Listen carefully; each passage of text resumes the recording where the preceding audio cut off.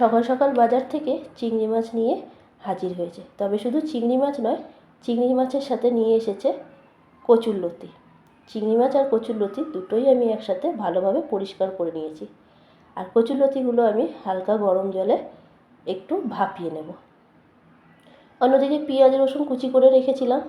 গরম তেলের ওপর পেঁয়াজটা ভেজে নেব। হালকা ভাজা হয়ে গেলে ভাজা পেঁয়াজের ওপর আমি চিংড়ি মাছটা দিয়ে দেবো।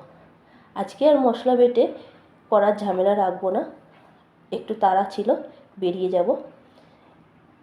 চিংড়ি মাছটা ভাজতে ভাজতে এদিকে কচুরলতিগুলোও প্রায় সেদ্ধ হয়ে এসেছে। সেদ্ধ হওয়ার পর কচুরলতিতে যেই অবশিষ্ট খোসাগুলো ছিল সেগুলো আমি এরপর একে একে ছাড়িয়ে নেব। এদিকে চিংড়ি মাছগুলোও ভাজা হয়ে এসেছে। এরপর আমি এতে একে একে দিয়ে দেবো লঙ্কা গুঁড়ো, হলুদ গুঁড়ো, নুন, স্বাদ অনুযায়ী চিনি।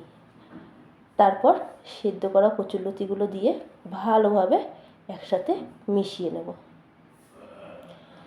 কচুরলতি কিন্তু আমাদের বাড়িতে খেতে সবাই ভালোবাসে, তাই এটা প্রায় সময়ই রান্না করা হয়।